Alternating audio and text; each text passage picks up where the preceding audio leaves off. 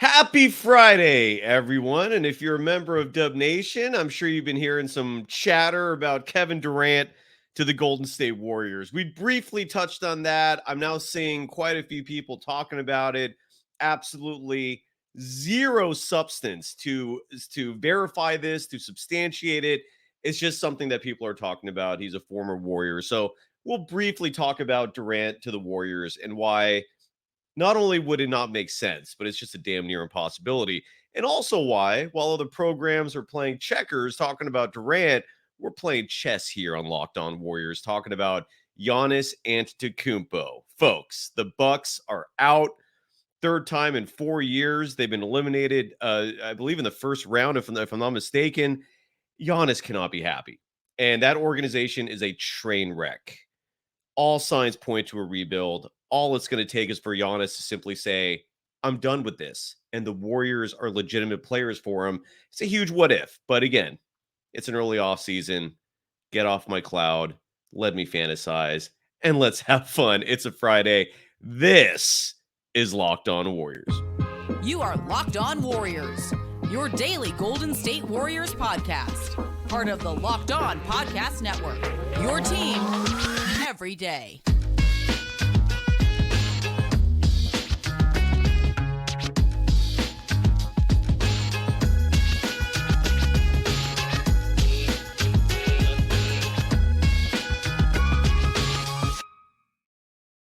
Thank you for making Locked On Warriors your first listen every day. We're free and available wherever you get podcasts and on YouTube.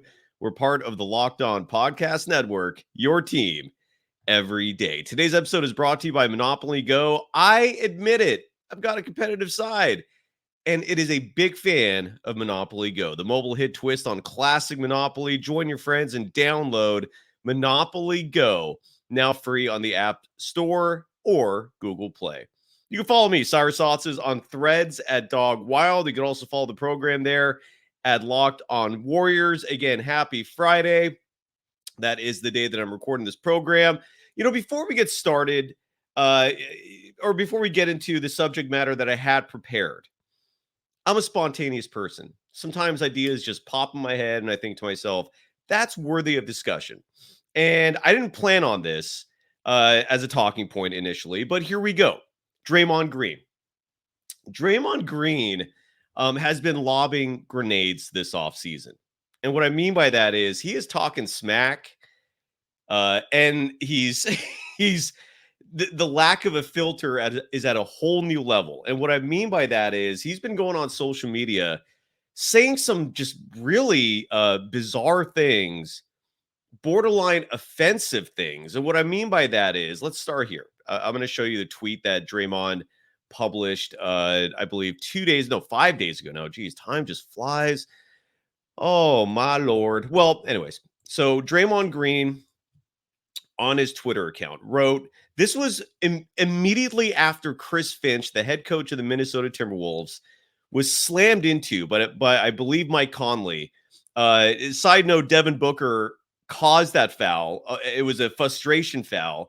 He knew the series was over. He was pissed off, committed a hard foul, I believe, on Mike Conley. Conley gets flung into his head coach, Chris Finch. And, you know, game stops. Finch has like his whole team around him. Nobody knows what's going on at that point, how serious the injury is. Turns out he's got a blown patella in his knee, like one of the most painful injuries you could suffer. I believe this is not the first time he's suffered a major knee injury in recent history. That's a side note. But the point is, he was in pain. It was a very serious injury. He's going to undergo surgery soon. We don't know if he's going to be on the sideline for the Timberwolves as their head coach or if he's going to miss time. But Draymond, right after this happened, goes on Twitter and writes, "You got to stay in the game, coach. It's 140 left. Wish him well, though." And he has not deleted this tweet. He just let it stay up there standing. No sensitivity of any kind. And look, I'm not an overly sensitive person. I think humor is a vitally important variable for the human condition and for us to just survive in this world. So I'm pro satire. I'm pro comedy. I'm anti sensitivity to an extreme level. But this is a bit much. I mean, the man was legitimately hurt. And here's Draymond basically saying, tough it out. I don't care if you've got a torn patella tendon. That is like that's below your kneecap. And from everyone who I've read and heard who suffered that injury, they say it's the worst possible injury from a pain threshold you can experience. And here's Draymond saying in a nutshell, tough it out. Insane. Now, and that's not where he stops. Draymond then yesterday decided to, on his Instagram account, post this, which I'm going to share with you. And again, this is, if you're watching this on YouTube, you're obviously going to see it. I'm doing my best to enunciate all these situations for the podcast audience. So here was Draymond Green reposting just a few days later. This was an Instagram story, a graphic originally published by Clutch Points, which did a comparison between Joel Embiid and Draymond Green. And the comparison was the number of flagrant fouls each player has been called for in their, I believe, in their careers. Now, and Joel Embiid has been in the news because that really exciting, tension-filled series between the Sixers and the Knicks just finished up. Embiid was getting into it quite a bit in that series.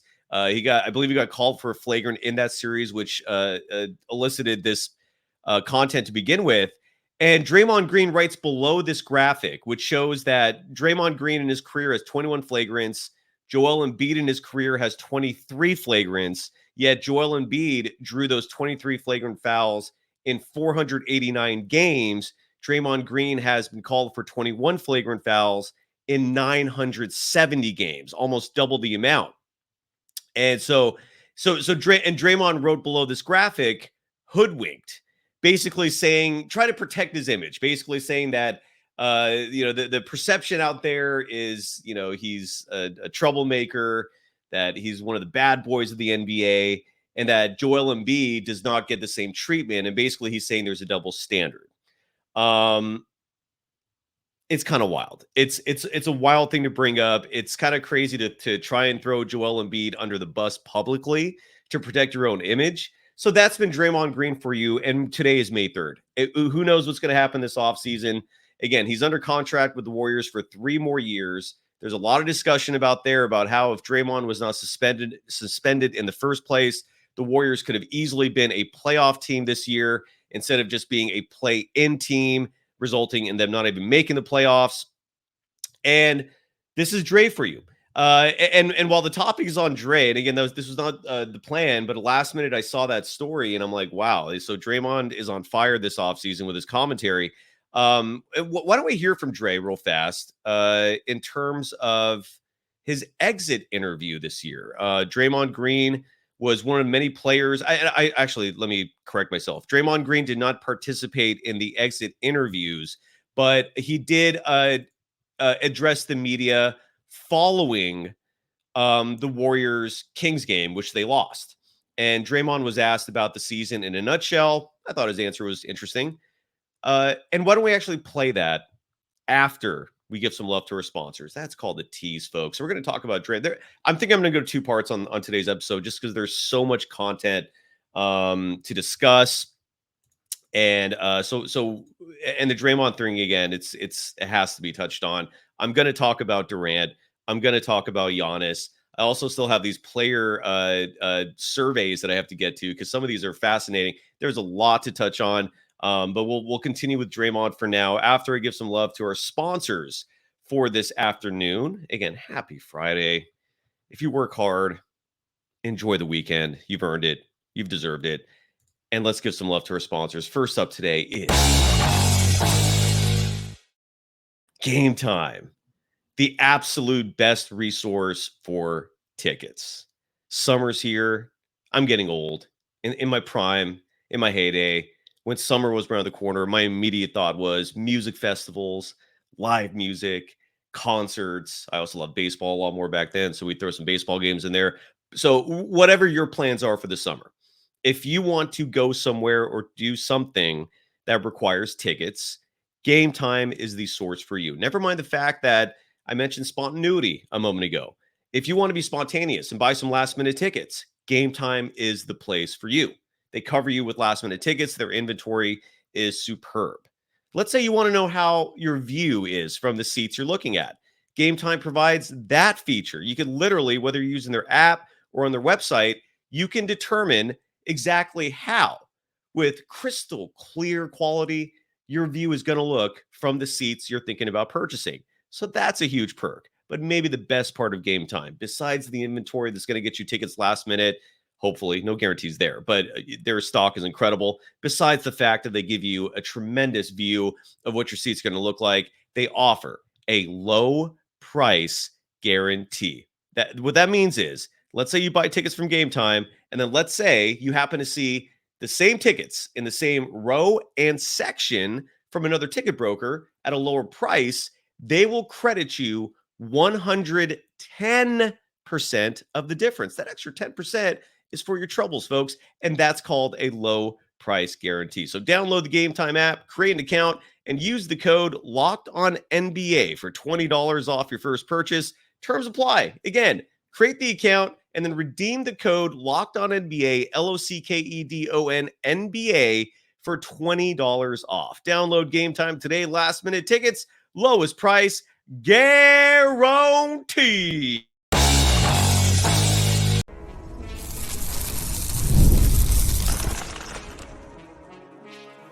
You are Locked On Warriors, your daily Golden State Warriors podcast. Part of the Locked On Podcast Network, your team every day.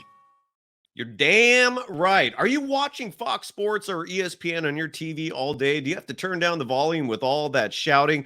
Make the switch to Locked On Sports today. It's a free 24/7 sports streaming channel programmed for you every day to bring you the biggest stories without all the screaming. Locked On Sports Today brings you can't-miss analysis, opinions, and news, streaming 24/7 on YouTube or the free Amazon Fire TV channels app, part of the Locked On Podcast Network, your team every day. And again, you can follow me, Cyrus Sauces, on Threads at Dog Wild.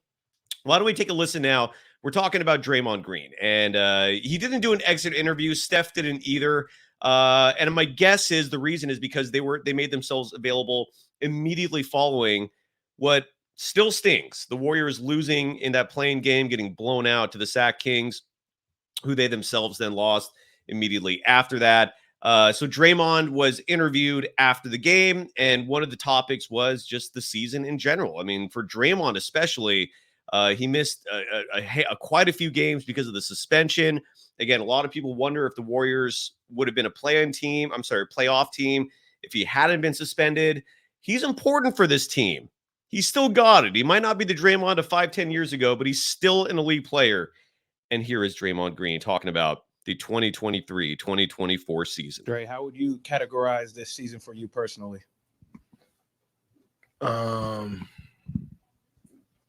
Interesting. Very interesting. But it was fun. I always enjoy playing basketball. Like I said, going to war with those guys in that locker room each and every night made anything that I went through personally worth it, because I got to step back in there with the guys that have my back each and every day. So I never really look at it like from a personal standpoint. You know, I've had incredible years where I've been all-star, defensive player of the year, champion, all of that. It's never about what it necessarily is for me personally, you know. So I'm always one, I take the good with the bad. You know, not a front runner. I don't only show up when it's good. I show up even more when it's bad, you know. And through the ups and downs in this season, anytime, you know, it's time to show up, and, you know, and that's what I would do, you know. And I said the bumps in the road along the way that sucked made it a lot easier walking in the locker room and practice with those guys. So interesting nonetheless. I think I grew a lot. And, you know, you take that growth, you channel it, find other ways to grow, get better, keep pushing forward. Interesting words. So here's my theory about Draymond Green and why he started off this offseason in a petty kind of feisty mood. He's, going after Joel Embiid. Call again. That Chris Finch tweet was pretty wild. I mean, the man literally tore his patella tendon, one of the most gruesome injuries to a knee you could experience as a human being. My theory is he's bitter about not being invited to the U.S. Olympic team. That is my theory. Draymond Green has never been short on confidence. He believes he's one of the best players in the NBA, even if he's not an elite scorer. And yeah, I think he's pissed that the U.S. Olympic team, which won the gold, I believe, with him on the roster in 2016, did not ask him to play this year. And I'm not saying that's justified, but that's just my guess. And it's a guess. That's all it is. Just my theory. But it wouldn't surprise me if he was upset about that. Regardless, Draymond had an interesting year. We all know how the season started, led to the suspension. He only played 55 games this year, started 52 of them.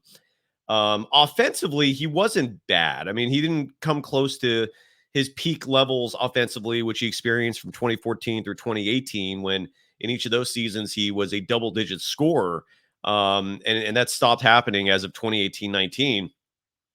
But his 8.6 points per game were the highest in a single season since 2018, which is good. The most fascinating stat for him was his three-point shooting. His three-point shooting percentage was second on the team. You heard that correctly, behind Steph and Curry. Draymond Green shot 39.5% on the year from deep. The vast majority of those threes were coming early in games, and the success was experienced much more so early in the season, as evident by the fact that if you look at his splits pre versus post All-Star, before the All-Star game, he shot 42.1% from deep. Post All-Star, 35.8%. In the months of November and February, he averaged 50% shooting from deep. That is incredible.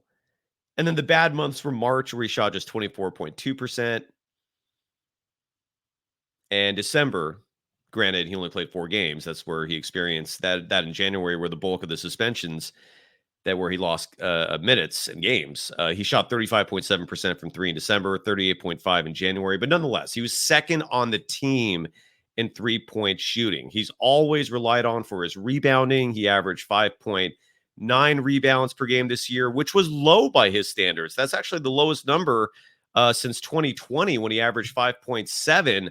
Last year, he averaged 6.3.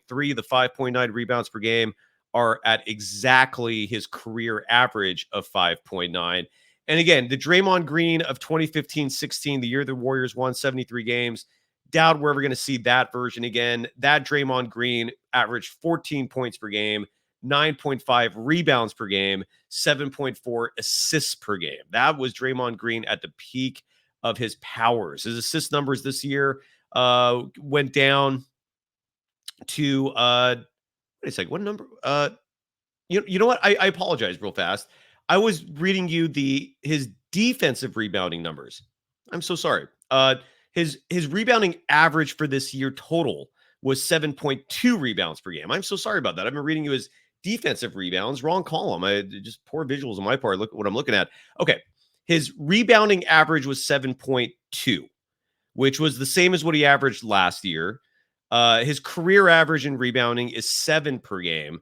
And so that year I was talking about, 2015-16, when the Warriors won 73 games, he averaged 9.5 rebounds that season. Again, this past season, he averaged 7.2 rebounds per game. He is a career 7.0 rebounds per game rebounder. Sorry for being repetitive there. Assists. We all know he is a facilitator in the offense. Averaged 6 assists per game this year. That number might have gone down a bit because of Chris Paul's presence, but it's still above his career average. For his career, Draymond averages 5.6 assists per game. In that incredible 15-16 year that I'm now comparing his stats to, he averaged 7.4 rebounds per assists, per game. So, and his overall stats for the year, again, 8.6 points per game. You know, you don't rely on Dre for scoring. 7.2 rebounds per game, and 6 assists per game. Those were his numbers for 2023, 2024. But again, the 3-point shooting, 39.5%, that was easily a career high and was second on the team. His second highest 3-point shooting season was, again, that 2015-16 year, the 73-win Warriors. He shot 38.8% from three that season. But don't expect that next season. Okay, but still not bad at all. Not bad at all. So, and again, Draymond is a pivotal part of this team. He was second in net rating this season, but he's a little testy this offseason. And we all know how important he is, right? It's, a well-behaved, productive Draymond Green leads to success. An unhappy, troubled Draymond Green leads to trouble for the Warriors. And I've also said this before, and I'll say this again. Steve Kerr and Draymond Green are attached at the hip. The moment this team decides to move on from Draymond Green, that is when Steve Kerr becomes very vulnerable. But as long as the Warriors rely on Dre, they know full well that there's really only one coach in this game that has any chance of actually connecting with them, of actually having him listen, and that's Steve Kerr. So those two are attached again, and very curious to see what Dre does next season. Let's hope let's hope the Warriors get him some size to support him.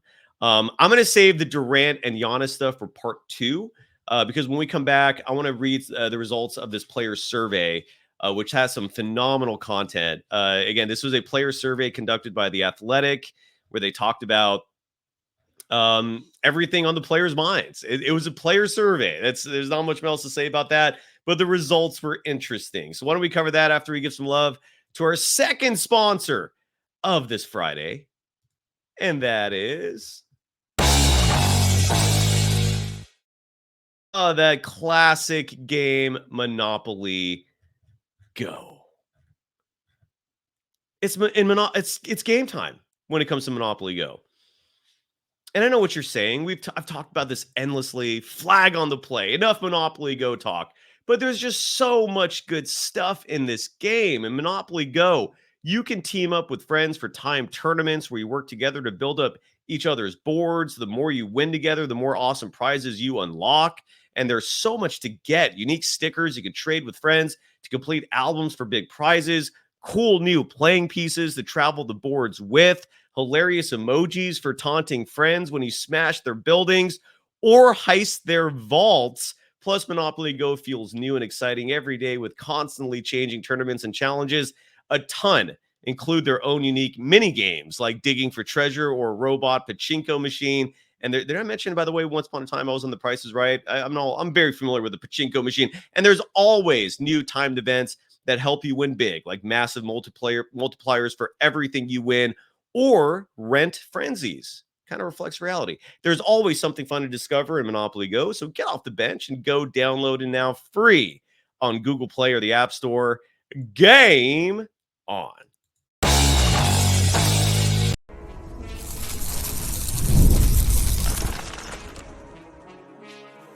You are Locked On Warriors, your daily Golden State Warriors podcast. Part of the Locked On Podcast Network, your team every day.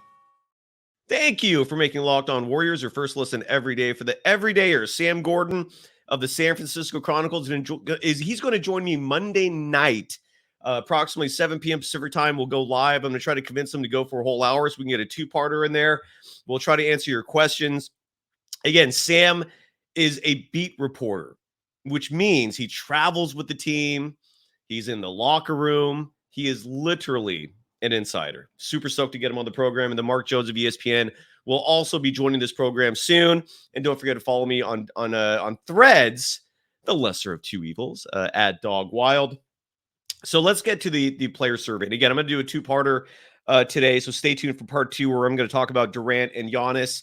But for now, I want to share my screen and show you some of these survey results. I covered one of these on the last show. That was the players' opinion on who the GOAT is, and 45% approximately voted for Jordan, 42% approximately voted for LeBron James. We kind of talked about that on the last program. I think you all know what my feelings are in the GOAT debate. It's Michael Jordan by a landslide. It still drives me insane it's even a discussion, but that's part of life. That's part of human behavior. You know, it's a lot of people are not old enough to remember Jordan, and it is very important to note as well. Before we move on from this topic, almost everyone, I'd say easily 95% of people old enough to have experienced and watched Jordan play, those same people are also old enough to have experienced and watched LeBron James play. We actually have perspective. And people with that perspective almost universally say Jordan's the GOAT because they experienced it. They saw how special he was. They saw how much of a guarantee it was in the 90s when if he played, the Bulls were going to win. It was titillating television. He was transcendent, literally. And it's just not even a debate. And I feel like everyone who says LeBron is the GOAT or is even worthy of being in that discussion are folks who just were not old enough to see Jordan play, and they have no clue what kind of impact he had on the world around him. Never mind the game of basketball itself. So, but anyways, I digress. We talked about that last show. Let's get to the rest of the survey results. First off, question. You're building a roster from scratch. Who are you going to sign first? Excuse me. And the results of this were not surprising at all because age plays a huge factor in this. I think size plays a huge factor in this because a bigger player makes life easier for the team around them. Please listen to that Steve Kerr, Mike Dunleavy Jr. And Victor Wembanyama was the winner of this. Not by much, though. He got 27.9% of the vote. Nikola Jokic, a close second with 27.2%. And again, I think this vote came down to Wembanyama being nearly 10 years younger than Jokic. And then Anthony Edwards, third, with 10.3%. And I continually, endlessly get bitter, excuse me, every time Anthony Edwards' name comes up because the Warriors, in case you have missed this, could have traded for him. They could have swapped picks in 2020. I wasn't hosting Locked On Warriors then. I was hosting the Rick Barry show, so all the receipts are there. Again, this is why I think you tune into this program. Your Uncle Cy here knows what he's talking about. In 2020, I was advocating, begging for the Warriors to swap picks with the Minnesota Timberwolves, who, side note, wanted to do it. It was their idea. But then we also learned a year ago, courtesy of Anthony Edwards, that Steve Kerr had no interest in drafting Anthony Edwards. He thought Edwards was too immature. The Minnesota Timberwolves themselves were not sold on Anthony Edwards. That's why they were proposing the pick swap, because they were not certain of who they wanted with the top pick. But what they did want was the following year's first-round pick back from the Warriors, which they had lost in the Andrew Wiggins trade. No, right? Wait. Anyway, I'm getting no. But the point is, that was a huge part of the reason for the Timberwolves wanting the pick swap, was because they wanted their 2021 first-round pick back that the Warriors had acquired. And again, that could have been negotiable because basically that pick turned into Jonathan Kuminga, but the Warriors and Steve Kerr didn't like Anthony Edwards. So now he's 10.3% of NBA players would pick him first if they're going to start a roster. Luka Doncic, 8.8%. Shai Gilgeous-Alexander, 4.4%. And then going down the list, Stephen Curry did get votes. Of 136 votes cast by NBA players,